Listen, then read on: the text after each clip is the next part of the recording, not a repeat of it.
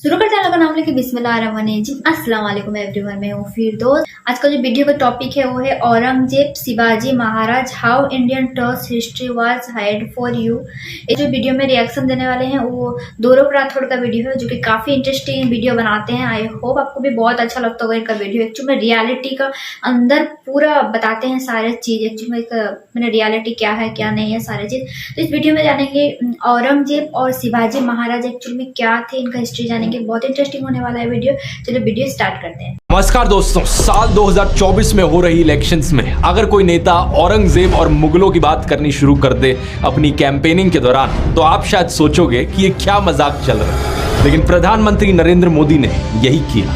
कांग्रेस को औरंगजेब के अत्याचार याद नहीं आते, जिसने हमारे सैकड़ों मंदिरों को तोड़ा। ऐसी चीजें गलती से नहीं बोली जाती, ये एक सोची समझी गई चाल है। आइए एक सैर करते हैं दोस्तों व्हाट्सएप ब्रेन वॉशिंग माफिया के डिपार्टमेंट नंबर 2 की।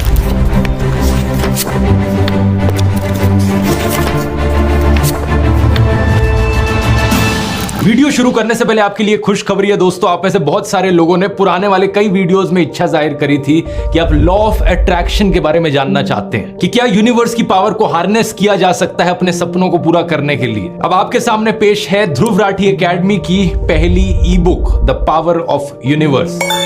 मेरे दोस्त और हमारे रिसर्चर विजेता दहिया ने यह किताब लिखी है लॉ ऑफ अट्रैक्शन और कई सारी ऐसी मिस्ट्रीज पर। मैंने ये किताब पढ़ी और मुझे इतनी बढ़िया लगी कि मैंने इसका फॉरवर्ड भी लिखा है। आपको इसे पढ़ने में 1 से 1.5 घंटे का समय लगेगा और कुछ ऐसा मिलेगा जो पूरी जिंदगी आपके साथ रहेगा। ये शायद से देश की पहली ऐसी सेल्फ हेल्प बुक है जो फिलोसफी, स्पिरिचुअलिटी और सेल्फ हेल्प की बात करती है एक साइंटिफिक और रैशनल माइंडसेट के साथ। ऊपर से इतनी एंगेजिंग है कि एक कहानी की तरह चलती है। इसमें लॉ ऑफ अट्रैक्शन क्या है, इसकी detailed history, vibrations, aura, water memory, homeopathy, Jiddu Krishnamurti, John Nash, mind control, एक पूरी दुनिया की सैर कराई गई है। इसे डाउनलोड करने का लिंक नीचे डिस्क्रिप्शन में मिल जाएगा, या फिर आप इस QR कोड को भी स्कैन कर सकते हैं। हिंदी और इंग्लिश दोनों में ये अवेलेबल है ई बुक। और विजेता ने कहा था कि इसका प्राइस कम से कम रखा जाए ताकि ज्यादा से ज्यादा लोग इसे पढ़ सके और उनकी लाइफ में उन्हें फायदा हो। तो अभी के लिए हमने इसका प्राइस सिर्फ 59 रुपीज रखा है। आप में से इस वीडियो को देखने वाला हर एक इंसान इसको अफोर्ड कर पाएगा। तो नीचे दिए गए लिंक पर जाकर चेकआउट कर सकते हैं। और अब आते हैं वीडियो पर।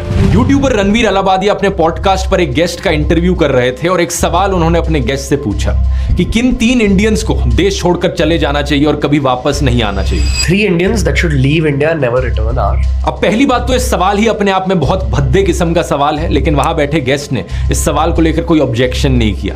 उन्होंने 3 इंडियंस के नाम गिनाने शुरू कर दिए।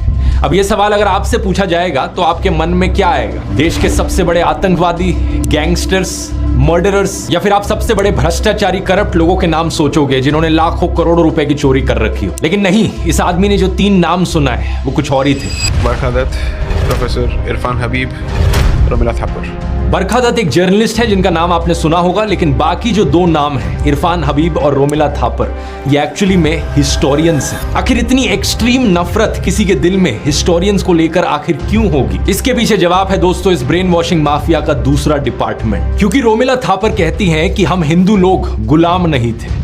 सही सुना आपने, इसी कारण से गुस्सा है ये लोग रोमिला थापर से, क्योंकि वो कहती हैं कि हमारे जो पूर्वज थे, हमारे पूर्वज हिंदू लोग किसी के गुलाम नहीं थे, वो आजाद लोग थे। ये बड़ी दिलचस्प बात है क्योंकि आमतौर पर हमारे समाज में लोग एक दूसरे को गाली देते हैं ऐसी चीजें कहकर कि तुझे तो मैं अपने घर पे नौकर भी ना रखूं, तेरी औकात क्या है, तू तो गुलाम है। और लोग ऑफेंडेड फील करते हैं जब उन्हें गुलाम या नौकर बुलाया जाए तो। लेकिन यहाँ पर केस इसका बिल्कुल उल्टा है। रोमिला थापर कहती हैं कि आप गुलाम नहीं थे, आप नौकर नहीं थे, लेकिन ये भाजपाई हिंदू उनसे गुस्सा है इस चीज को लेकर कि कैसे कह दिया कि हम आजाद थे, ऐसे कैसे हमसे गुलामी का लेबल आपने छीन लिया। रोमिला थापर भारत छोड़ो। बात क्या है ना, असल में दोस्तों ऐसी चीजें बोलना इस ब्रेन वॉशिंग माफिया के एजेंडा के खिलाफ जाता है। मैंने आपको पिछले वीडियोस में बताया था कि इनके दूसरे डिपार्टमेंट का मकसद है आपको ये एहसास दिलाना कि आपके जो पूर्वज थे वो हजारों सालों से गुलाम रहे थे मुसलमानों के नीचे। ये आपको विक्टिम बनाना चाहते हैं, ये एहसास दिलाना चाहते हैं कि हम हिंदू लोग तो 1000 सालों से अत्याचार सहते आ रहे हैं और 1000 सालों से हम मुसलमानों के नीचे दब कर रहे हैं, मुसलमानों के गुलाम बन कर रहे हैं। इस झूठ को पकड़ना ज्यादा मुश्किल नहीं है। मैं आपसे सीधा पूछता हूं, बताओ क्या छत्रपति शिवाजी महाराज किसी के गुलाम थे? क्या वो किसी मुसलमान के नीचे दब कर रहे थे? ऑब्वियसली नहीं। हम सब जानते हैं कि वो कितने महान राजा थे जिन्होंने कई जंग लड़ी, कितना बड़ा अपना एम्पायर बनाया। तो कैसे कहा जा सकता है कि वो या उनके राज्य में रहने वाला कोई भी हिंदू किसी का स्लेव था? ये दोनों चीजें एक टाइम पर सच कैसे हो सकती हैं कि एक तरफ 1000 सालों से हम हिंदुओं पर अत्याचार हुआ है, हम मुसलमानों के नीचे दब कर रहे हैं, लेकिन दूसरी तरफ छत्रपति शिवाजी ये बहुत ही महान राजा थे और हम हिंदू आजाद थे उनके समय। व्हाट्सएप यूनिवर्सिटी के स्टूडेंट्स के लिए ये दोनों चीजें एक ही टाइम पर सच हो सकती हैं। जॉर्ज ऑरवेल की नॉवल 1984 में डबल थिंक नाम के कॉन्सेप्ट की बात करी गई। उस नॉवल में जो ब्लाइंड सपोर्टर्स होते हैं वो दो कॉन्ट्रडिक्टिंग आइडियाज को साथ साथ एक्सेप्ट कर लेते हैं अपने दिमाग में। व्हाट्सएप यूनिवर्सिटी के छात्र भी इसी कैटेगरी में आते हैं। अब जिन लोगों का ब्रेन वॉश हो चुका है उन लोगों के दिमाग में जो शिवाजी की पिक्चर है वो भी कुछ ऐसे हो कि एक तरफ छत्रपति शिवाजी महाराज खड़े हैं और उनके पीछे है हिंदुओं की पूरी आर्मी भगवे रंग से सजी हुई। दूसरी तरफ औरंगजेब खड़ा है और उसके पीछे है मुसलमानों की पूरी आर्मी, हर कोई ग्रीन रंग से सजा हुआ है। अगर आप भी ऐसा ही सोचते हो तो तैयार हो जाओ, आपकी आंखें खुलने वाली हैं। आइए कुछ हिस्टोरिकल फैक्ट्स जानते हैं। छत्रपति शिवाजी महाराज के पिता का नाम था शाहजी और उनके अंकल का नाम था शरीफ जी। और जानते हैं शरीफ जी नाम कहां से आया? ये नाम रखा गया एक सूफी सेंट के नाम पर। इससे पता चलता है कि ना सिर्फ शिवाजी महाराज खुद बल्कि उनके दादाजी भी हिंदू सेंट्स और मुस्लिम सूफी सेंट्स दोनों की रिस्पेक्ट किया करते थे। असल में बात क्या है ना, उस जमाने में कोई बीजेपी, कोई गोदी मीडिया, कोई व्हाट्सएप माफिया नहीं था हिंदू मुसलमानों के बीच नफरत फैलाने वाला। इसलिए इवन दो छत्रपति शिवाजी खुद एक हिंदू थे, वो मुसलमानों का बड़ा आदर करते थे। केलेशी गांव के याकुत बाबा शिवाजी अक्सर इनके पास जाया करते थे इनकी ब्लेसिंग्स लेने के लिए। खुद से वो हमेशा रिलीजियस फ्रीडम के फेवर में रहे थे। 2 नवंबर साल 1669 में लिखी गई ये एक चिट्ठी है।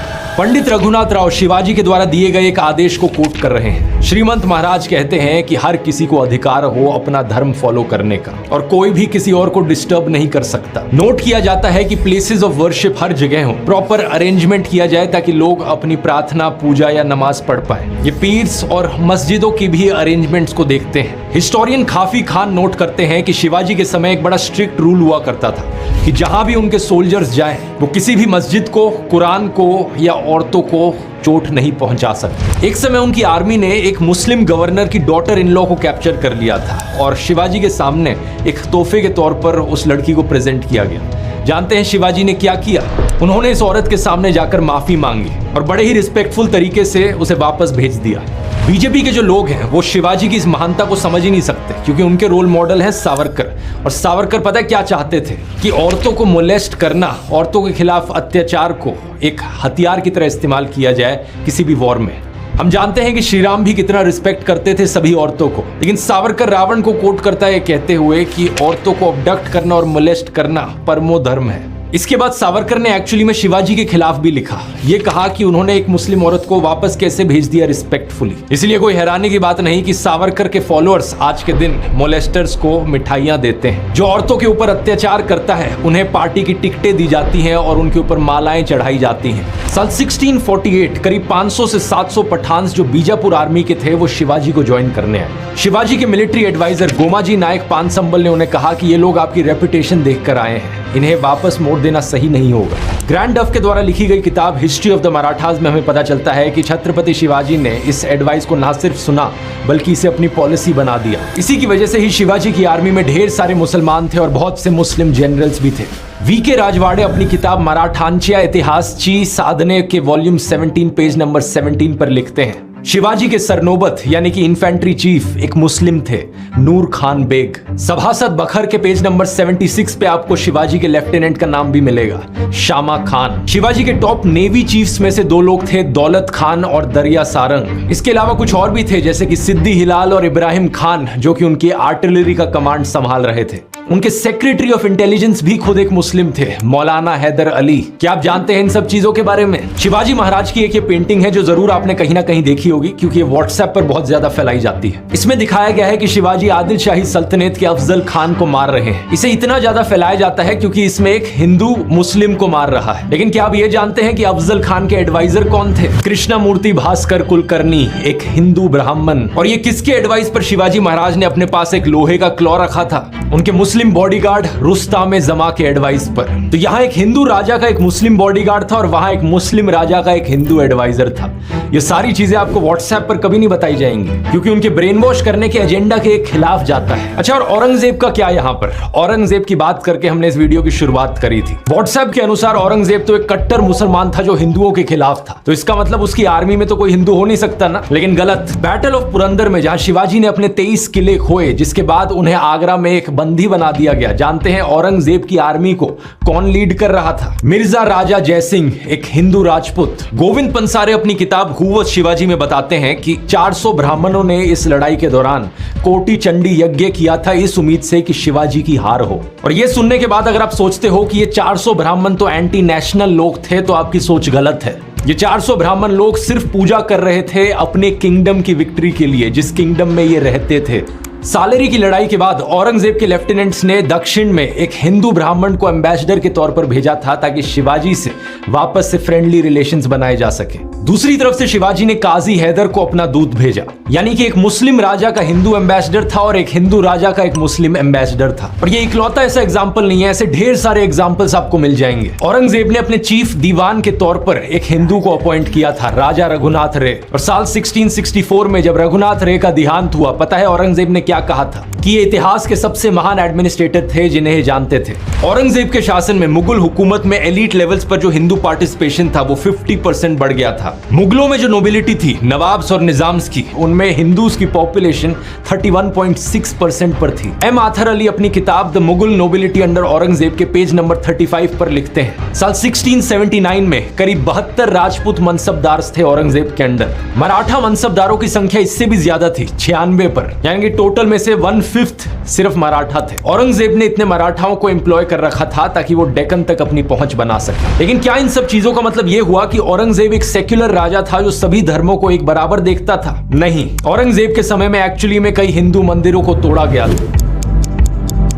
Historian S.A.A. रिजवी लिखते हैं कि जो अकबर के समय पॉलिसी थी को एग्जिस्टेंस की, सभी धर्मों को एक बराबर देखने की, औरंगजेब के शासन में वो धीरे धीरे खत्म होती गई। साल 1665 में औरंगजेब ने हिंदू ट्रेडर्स पर लग रही कस्टम ड्यूटीज को बढ़ाया और दुगना कर दिया जो मुस्लिम ट्रेडर्स पे करते थे उससे। 2 साल बाद मुस्लिम्स पर लगने वाली सारी कस्टम ड्यूटीज को अबॉलिश कर दिया गया। साकी मुस्तईद खान की मासिर-ए-आलमगिरी एक फारसी भाषा की किताब है। इसमें लिखा गया है कि कैसे औरंगजेब ने ऑर्डर्स दिए थे कि हिंदू मंदिरों को तोड़ दिया जाए ताकि इस्लाम को ढंग से एस्टैब्लिश किया जा सके। व्हाट्सएप का माफिया प्रोफेसर और हिस्टोरियन इरफान हबीब को एक विलन बना देता है क्योंकि वो कहता है कि इरफान हबीब कभी इनकी बात ही नहीं करते। लेकिन एक्चुअली में प्रोफेसर इरफान हबीब ने कभी भी इन चीजों को मना नहीं किया। इन्होंने कहा है कि कैसे औरंगजेब ने मथुरा और वाराणसी में मंदिरों को तोड़कर मस्जिद बनाए। एक और हिस्टोरियन जिनके खिलाफ बहुत नफरत फैलाई जाती है इस माफिया गैंग के द्वारा, वो है ऑड्री ट्रुश्के। लेकिन उनके इस आर्टिकल को देखिए जो इन्होंने स्क्रॉल में लिखा था। इन्होंने भी कह रखा है कि औरंगजेब ने बड़े बड़े मंदिरों को टारगेट किया। लेकिन अब तैयार हो जाइए दोस्तों कहानी में एक ट्विस्ट के लिए। साल 1654 में औरंगजेब ने एक प्रिंसली ऑर्डर भेजा था राणा राज सिंह को, जो कि मेवाड़ के हिंदू राजपूत राजा थे। इन्होंने कहा था कि बड़े बड़े राजा ईश्वर की परछाई होते हैं और हर राजा को इस बात पर ध्यान देना चाहिए कि हर मजहब के लोग उसके शासन में शांति से रहें, प्रॉस्पेरिटी में रहें। एकदम इन्होंने वक्त बदल दिया, जज्बात बदल दिए, जिंदगी बदल दी।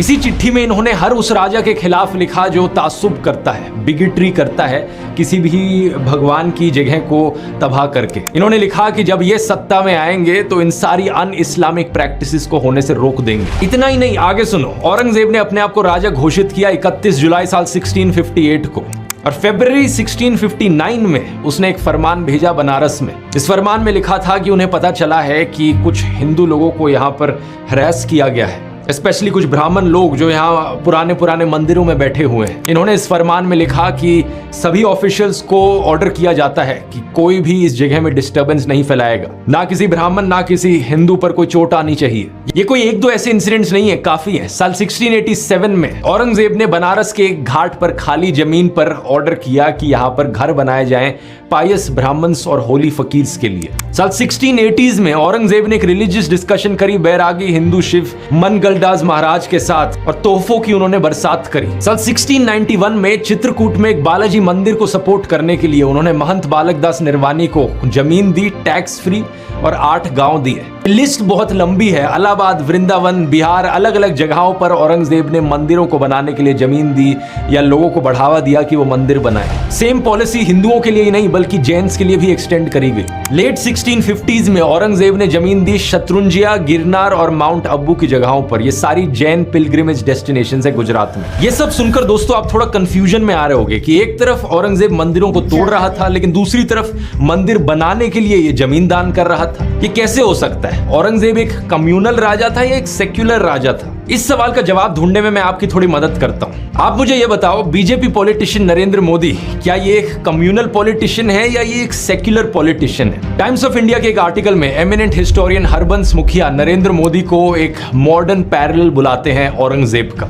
ऐसा इसलिए क्योंकि नरेंद्र मोदी और औरंगजेब के बीच में बहुत सारी सिमिलैरिटीज हैं। सबसे पहले तो दोनों का जन्म गुजरात में हुआ था। मोदी का जन्म वडनगर में हुआ था और औरंगजेब का जन्म दाहोद में हुआ था। दूसरा, नरेंद्र मोदी खुद को फकीर बताते हैं। कहते हैं कि 30 सालों तक वो भिक्षा पर जिए हैं। मैं 35 साल तक भिक्षा मांग करके खाया हूँ। औरंगजेब भी खुद को एक साधु की तरह बताता था। कहा जाता है कि औरंगजेब ने शुरुआत में अपने पैसे कमाए कुरान की कॉपियां बनाकर और नमाज की टोपियों की स्टिचिंग करके। तीसरा, दोनों के दोनों सत्ता के बड़े भूखे थे और इस सत्ता के लालच में आकर दोनों ही कभी कम्युनल बन जाते, कभी सेक्युलर बन जाते, डिपेंडिंग अपॉन द सिचुएशन। मैं अपने मन से बनाकर नहीं बोल रहा इन चीजों को, इन आर्टिकल्स को देखो। नरेंद्र मोदी इस्लाम की प्रशंसा कर रहे हैं कि इस्लाम पीस और हार्मनी का मैसेज फैलाता है। पीएम मोदी कहते हैं कि मुसलमान यूथ के लिए उनका एक विजन है, एक हाथ में कुरान हो और दूसरे हाथ में कंप्यूटर हो। पीएम मोदी कहते हैं कि मालदीव्स की आइकॉनिक फ्राइडे मस्जिद की कंजर्वेशन में इंडिया मदद करेगा। पीएम मोदी बीजेपी वर्कर्स को एडवाइस देते हैं कि प्लीज एंटी मुस्लिम रिमार्क्स मत फैलाओ। इन ट्वीट्स को भी देखिए। पीएम मोदी ईद पर बधाई देते हैं, कहते हैं प्रॉफिट मोहम्मद की टीचिंग्स को हमें फॉलो करना होगा।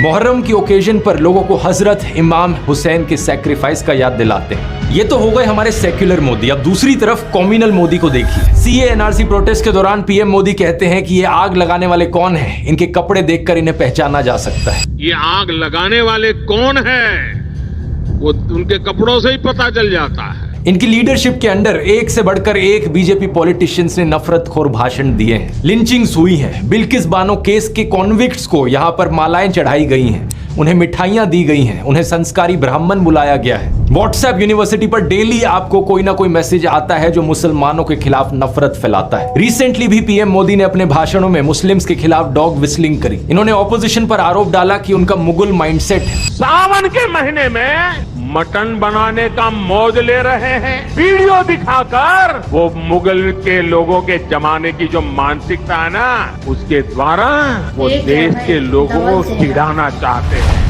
ट्विटर पर एक से बढ़कर एक अकाउंट जो मुसलमानों के खिलाफ नफरत फैलाता है, पीएम मोदी उन्हें फॉलो करते हैं। तो ये हो गए हमारे कम्युनल मोदी। व्हाट्सएप पर आपके फोन पर मैसेजेस आते हैं जो कहते हैं कि देखो हिंदुओं पर कितना अत्याचार किया है मुगलों ने सदियों से, और इसके बाद भी अगर कोई हिंदू सेक्युलर रहे तो वो कायर हिंदू होगा। ऐसी ही चीजें लिखकर भेजते हैं व्हाट्सएप में। मैं यहाँ पर इन व्हाट्सएप माफिया वाले लोगों से पूछना चाहता हूँ, क्या तुम लोग अपने आप को शिवाजी महाराज से ज्यादा बहादुर समझते हो? क्योंकि फर्क जानते हो पता है क्या है दोस्तों? छत्रपति शिवाजी महाराज भी औरंगजेब के समय पर ही जीते थे, लेकिन फर्क जानते हो क्या है? शिवाजी महाराज एक सेक्युलर हिंदू थे, वो मुसलमानों से नफरत नहीं करते थे। किसी भी इतिहास की किताब में इसका एक सबूत तक आपको नहीं मिलेगा जहां शिवाजी ने किसी भी मुस्लिम के खिलाफ डिस्क्रिमिनेशन करी है। औरंगजेब ने नॉन मुस्लिम्स के ऊपर जिजिया टैक्स लगाया था। इसको लेकर शिवाजी ने पता चिट्ठी में क्या लिखा था? उन्होंने कहा था कुरान की किताब ईश्वर का शब्द है। इसमें लिखा गया है कि जो ईश्वर है वो पूरे ब्रह्मांड का ईश्वर है, सिर्फ मुसलमानों का नहीं। हिंदू और मुसलमान दोनों उसके सामने एक बराबर है। तो किसी भी एक धर्म के खिलाफ नफरत फैलाना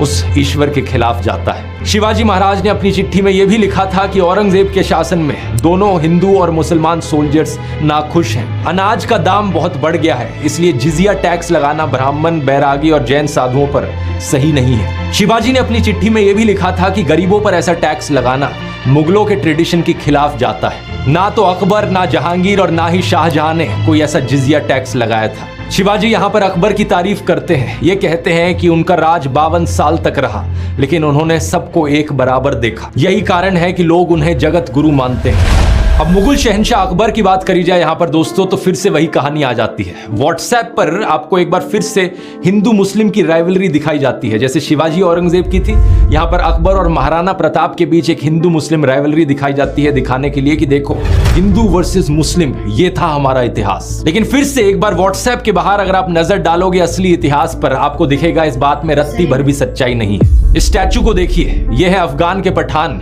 हकीम खान सुर, शेर शाह सूरी के एक डिसेंडेंट। ये एक मुस्लिम वॉरियर हैं जो बड़ी महानता से महाराणा प्रताप की साइड पर लड़े थे और इन्होंने अपनी जान खोई थी हल्दी घाटी की लड़ाई में। दूसरी तरफ अकबर के पास थे हिंदू जनरल राजा मान सिंह और उनकी आर्मी में ढेर सारे राजपूत सोल्जर्स। व्हाट्सएप पर आने वाले मैसेजेस आपको कहानी सुनाते हैं कि कैसे औरंगजेब के समय में विश्वनाथ मंदिर को तोड़ा गया, लेकिन जो वो आपको नहीं बताते वो ये कि इस मंदिर को बनाया किस समय गया था। अकबर के शासन में इसे बनाया गया था राजा मान सिंह के सुपरविजन में। अगर एक मुगल शहंशाह ने इस मंदिर को तोड़ा तो दूसरे मुगल शहंशाह ने इस मंदिर को बनाया भी। प्रधानमंत्री मोदी की सरकार ने भी अकबर को एडमायर किया था अपनी G20 की किताब Bharat the mother of democracy में। इसके 38 पेज पर लिखा है कि कैसे तीसरे मुगल बादशाह अकबर एक तरीके की डेमोक्रेसी प्रैक्टिस करते थे, जहां पर सभी धर्मों को एक बराबर देखा जाता था। अकबर ने सुलह एक कुल की डॉक्ट्रिन इंट्रोड्यूस करी थी, जिसका मतलब है पीस फॉर ऑल, सबके लिए शांति रहे। इस बुकलेट में नवरत्न का भी मेंशन किया गया है, जो कि 9 वाइज लोग थे जो अकबर के काउंसलर्स थे, जिनकी मदद से अकबर ने जनता के हक में स्कीम्स को इंप्लीमेंट किया था। और व्हाट्सएप के छात्रों के लिए मैं ये भी बता दूं, इन 9 में से 4 एक्चुअली में हिंदू थे, राजा टोडरमल, राजा मानसिंह, राजा बीरबल और तानसेन। क्या आप ये जानते हो संत तुलसीदास ने रामचरितमानस को भी अकबर के शासन में लिखा था। इतना ही नहीं, रामलीला की शुरुआत भी इसी समय हुई थी मेघा भगत के द्वारा, जो कि तुलसीदास के ही एक डिसिपल थे। बहुत सी हिंदू एपिक्स जैसे कि रामायण, महाभारत, विष्णु पुराण और कथा सरित सागर, इन सब को इसी समय के दौरान अकबर के शासन में पर्शियन में भी ट्रांसलेट किया गया था। सिर्फ अकबर ही नहीं, मुगल प्रिंस दारा शिकोह ने भी 52 उपनिषद और भगवत गीता को पर्शियन में ट्रांसलेट किया था। इनका मानना था कि उपनिषद किताब अल मकनून है, ये वो हिडन लॉस्ट बुक जिसका कुरान में मेंशन किया गया है कि ये ह्यूमैनिटी की पहली मोनोथीस्टिक टेक्स्ट थी। इन्होंने उपनिषद की इंपॉर्टेंस प्रोक्लेम करी सारे मुसलमानों के लिए और पूरी दुनिया के लिए। हिस्टोरियन के मोहम्मद कहते हैं कि जो ये पर्शियन ट्रांसलेशन थी उपनिषद की, इसी की मदद से बाद में जाकर इन्हें फ्रेंच और लैटिन भाषाओं में भी ट्रांसलेट किया गया। इसके बाद ये पहुंची American philosopher Ralph Waldo Emerson के पास, और इसी की वजह से ही दुनिया भर में एक नई मूवमेंट की शुरुआत हुई, जहां इंडियन रिलीजियस और कल्चरल टेक्स्ट को पढ़ाया जाने लगा। ये सब हुआ एक मुगल प्रिंस दारा शिकोह की वजह से। ये सब आपको व्हाट्सएप में नहीं बताया जाएगा, क्योंकि व्हाट्सएप पर जो आएगा वो सिर्फ हिंदू मुस्लिम के एंगल से आएगा, ताकि आपके दिल के अंदर मुसलमानों के खिलाफ नफरत जगाई जाए, हिंदू मुसलमान के बीच में दरारें पैदा करी जाए। ऐसा नहीं किया तो इनका ब्रेन वॉश वाला एजेंडा फेल हो जाएगा। फिर ये बाद में कैसे दिखाएंगे कि हिंदुओं को मुसलमान से खतरा है और मोदी को वोट करो। दिल्ली की दलहौजी रोड को भी रीनेम किया गया दारा शिकोह रोड में बीजेपी लेड एनडीएमसी के द्वारा फरवरी 2017 में। और 2020 में मोदी सरकार की मिनिस्ट्री ऑफ कल्चर ने भी एक 7 मेंबर का पैनल सेटअप किया था under the archaeological survey of India, ताकि मुगल प्रिंस दारा शिकोह की ग्रेव को लोकेट किया जा सके। और जब हम यहाँ पर मुगलों की और सेक्युलरिज्म की बात कर रहे हैं, तो हम आखिरी मुगल बहादुर शाह जफर को कैसे भूल सकते हैं। क्या आप जानते हैं वो ईद मनाने के साथ साथ दशहरा और दिवाली भी मनाते थे। बहादुर शाह जफर और उनके बेटे ब्रिटिश कॉलोनियलिज्म के सख्त खिलाफ थे। 1857 की रिवोल्ट के दौरान मेरठ से कई सिपाही उनके पास आए और उन्हें अपना राजा प्रोक्लेम किया। इसके बाद उन्होंने कई सारे नवाबों को, जमींदारों को और लोकल राजाओं को कहा कि आओ साथ में मिलकर हम अंग्रेजों के खिलाफ लड़े। इन्होंने हाथ मिलाया नाना साहेब, रानी लक्ष्मीबाई, बेगम हजरत महल और कई सारों के साथ, लेकिन अनफॉर्चुनेटली इन्हें ब्रिटिश के द्वारा कैप्चर कर लिया जाता है और एग्जाइल पर बर्मा भेज दिया जाता है। जब हमारे सेक्युलर प्रधानमंत्री मोदी 2017 में वहां गए थे, तो उन्होंने जफर की मजार को भी विजिट किया था और उन्हें फ्लोरल ट्रिब्यूट दिया था। लेकिन इन मुगलों के अलावा भी दोस्तों ऐसे कई मुस्लिम राजा थे जो सेक्युलर थे, जैसे कि अवध के आखिरी राजा वाजिद अली शाह, जिन्होंने आदाब को इंट्रोड्यूस किया लखनऊ में एक सेक्युलर सैल्यूटेशन के तौर पर। कश्मीर के ज़ाइनुल अबिदीन, जिन्होंने जिजिया टैक्स को अबॉलिश किया और हिंदू सेंटिमेंट्स को रिस्पेक्ट करने के लिए इन्होंने गौ हत्या पर भी बैन लगा दिया। इन्होंने संस्कृत लैंग्वेज और लिटरेचर में पेट्रनेज भी एक्सटेंड किया। अब राजाओं का ये इतिहास इकलौता सबूत नहीं है दोस्तों, इसके अलावा भी हमारे पास ढेर सारा सबूत है जो ये साबित करता हो कि आम हिंदू और आम मुसलमान इतिहास में एक दूसरे के साथ खुशी खुशी रहते थे। व्हाट्सएप पर जो आपको बताया जाता है कि हिंदू मुस्लिम के बीच में दुश्मनी चलती थी पिछले हजारों सालों से, या हिंदू मुसलमानों के नीचे दबकर रहते थे, ये सब झूठ है। जो कॉर्डियल रिलेशंस हमें हिंदूज और मुस्लिम्स के बीच में देखने को मिलते थे, उन्हें गंगा जमुनी तहजीब कहा जाता है। लोग हिंदू और मुस्लिम संतों को साथ में रिस्पेक्ट करते थे, साथ में एक दूसरे के त्योहार मनाते थे, पेंटिंग्स और म्यूजिक जैसे आर्ट फॉर्म्स फ्लरिश करते थे। इस टॉपिक पर इतना कुछ है कहने को कि इसकी बात करने के लिए एक पूरा सेपरेट वीडियो बना सकता हूं मैं। लेकिन अगर हम आज की भी बात करें, हमें आज भी देखने को मिलता है कि कैसे मुस्लिम्स रामलीला को ऑर्गेनाइज कर रहे हैं। कई मुस्लिम्स भाग लेते हैं रामलीला में अलग अलग रोल्स करते हुए। कोई रावण के पुतले बनाते हैं। कितनी ही फोटोज आपको मिल जाएंगी जहां पर मुसलमान बच्चे अपने आप को राधा और कृष्ण की तरह ड्रेसअप करके जन्माष्टमी बनाते हुए दिखते हैं। मुस्लिम सिंगर मोहम्मद रफी, मुस्लिम लिरिसिस्ट शकील बदायूनी, मुस्लिम म्यूजिशियन नौशाद, इन सब ने कैसे कैसे भजन्स बनाए हैं, क्या आप जानते भी हैं? मन तरपत हरि दर्शन को आज मोरे तुम बिना बिगड़े। आज हमें यह भी देखने को मिलता है कि हिंदूज इफ्तार पार्टीज ऑर्गेनाइज कर रहे हैं मुस्लिम्स के लिए। यह जरूर है कि कम्युनल दंगे हमें टाइम टू टाइम देखने को मिले हैं। नफरतखोर लोग टाइम टू टाइम निकल कर आए हैं जो हिंदू मुसलमान को बांटना चाहते हैं, हमारे देश में एक दरार बनाना चाहते हैं। लेकिन पिछले 1000 सालों में जो भी कुछ हुआ हमारे देश में, हम हिंदुओं ने और मुसलमानों ने साथ में मिलकर उसे सहा है। वो कहते हैं हिस्ट्री ऑफन रिपीट्स इटसेल्फ। हमारे सामने आज फिर एक सत्ता का भूखा नेता खड़ा है जो हमें बांटना चाहता है, डिवाइड एंड रूल का खेल खेलना चाहता है। ये करने के लिए व्हाट्सएप और गोदी मीडिया पर जबरदस्त प्रोपेगेंडा फैलाया जाता है ताकि हमारे दिलों के अंदर नफरत बोई जा सके। कंगना रनौत जैसे लोग हैं जो हमारे फ्रीडम फाइटर्स को डिसरिस्पेक्ट करते हैं, ये कहकर आजादी अगर भीख में मिले तो क्या वो आजादी हो सकती है? आप खुद बताइए। हमें असली आजादी तो सिर्फ 2014 के बाद मिली है। ये बार बार वही रेफरेंस है इस व्हाट्सएप माफिया के प्रोपेगेंडा का जो कहता है कि हिंदू तो हमेशा से गुलाम रहे थे। पॉलिटिकली, सोशली, कल्चरली हजारों सालों से हम बस जूते के नीचे दबकर रहे थे और असली कॉन्फिडेंस तो हमें अभी मिला है। मैं इनसे पूछना चाहता हूं, विजयनगर एम्पायर के राजा कृष्णदेव राय, महाराणा प्रताप, छत्रपति शिवाजी महाराज, क्या ये सब भी कॉन्फिडेंस लैक करते थे? तुलसीदास, मीराबाई, स्वामी विवेकानंद जैसे हिंदू सेंट्स, क्या ये सब भी कॉन्फिडेंस लैक करते थे? साल 1893 की शिकागो की स्पीच में स्वामी विवेकानंद ने कहा था, मुझे गर्व है मैं एक ऐसे धर्म से आता हूं जिसने दुनिया को टॉलरेंस और यूनिवर्सल एक्सेप्टेंस सिखाई है। लेकिन प्रधानमंत्री मोदी और ये व्हाट्सएप माफिया देश के सभी हिंदुओं का अपमान करता है ये कहकर कि हम तो 1000 सालों से बस गुलामों की तरह जिए हैं। लेकिन अब बहुत हो गया है, अब इस व्हाट्सएप माफिया को खत्म करने का समय आ गया है। वही 3 स्टेप्स मैं दोबारा से दोहराऊंगा। मेरे व्हाट्सएप चैनल को जाकर ज्वाइन कीजिए, नोटिफिकेशन के लिए बेल आइकन को दबाइए। इसका लिंक इस QR कोड में मिल जाएगा या डिस्क्रिप्शन में भी मिल जाएगा। एक एक मैसेज करके एक एक झूठ हम इनका खत्म करेंगे। देश के सभी 100 करोड़ वोटर्स तक पहुंचेंगे। मिशन 100 करोड़। स्टेप 2, 5वीं बार दोहरा रहा हूं, वोट करना मत भूलना। और स्टेप 3, जहां हो सके आवाज उठाओ, अपने घरों से बाहर निकलो, मोहल्लों में, गांव में, अपने दोस्तों को बताओ, अपने परिवारों को बताओ। व्हाट्सएप पर मैसेजेस को फॉरवर्ड करो ताकि हम इनकी झूठों की फैक्ट्री को बिल्कुल तबाह करें। इनकलाब जिंदाबाद। जय Hind. The power of universe E book को डाउनलोड करने का लिंक नीचे डिस्क्रिप्शन में मिल जाएगा और पुराने वाले व्हाट्सएप माफिया के ऊपर वीडियोस देखने के लिए यहाँ क्लिक कर सकते हैं। जय हिंद, वंदे मातरम। में गौरव राठौर ने जो बात बोला है, सच में अभी का टाइम में ये बंदे ने जो मतलब देश के बारे में जो एक्चुअली में रियलिटी दिखा रहे हैं लोग को, बहुत बहुत अच्छा काम कर रहे हैं मैंने देश के लिए। सच में एक्चुअली में इसमें बताया गया है जो अभी का टाइम में जो ब्रेन वॉश कर रहे हैं व्हाट्सएप माफिया, जैसे कि हिंदू मुस्लिम कर रहे हैं, और जैसे कि बोल रहे हैं कि मतलब हिंदू लोग मुस्लिम का बहुत पहले गुलामी कर रहे हैं अभी, ठीक है, ऐसे ऐसे बात बुरा बोला जा रहा है, ठीक है। तो इन्होंने बताया है एक्चुअली में एग्जाम्पल दिया औरंगजेब और शिवाजी महाराज किस टाइप के आदमी थे पहले का टाइम में। जो कि शिवाजी महाराज एक हिंदू भी होके वो मुस्लिम लोग को कितना दिल से मतलब अच्छा मैंने पाते थे और उनके बारे में कितना अच्छा सोचते थे, इस बार बताया गया है, जो कि बहुत काफी अच्छा वीडियो था ये। देखिए हमको इस वीडियो से उन्होंने यही बताया जो कि हमको समझना चाहिए, हम देश के लोगों को समझना चाहिए, हमको चाहे वो हिंदू हो चाहे वो मुस्लिम, हम लोग को समझना चाहिए, हमको एक मिल के रहना है, ठीक है ना। और हमारे बुरे वक्त में भी हम साथ में मिल के थे और गलत वक्त में हमको साथ मिल के रहना है। तो ऐसे हम इसका बात सुन के हमको हमारा ब्रेन वॉश करा जा रहा है, ऐसा हमको करना नहीं चाहिए। आई होप आपको वीडियो से भी आपका भी माइंड कुछ सीखने को मिला होगा और आप भी क्लियर हो चुके होंगे ये सब जो हो रहा है ये सब गलत है, ठीक ना।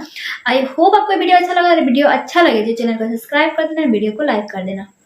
अस्सलाम वालेकुम।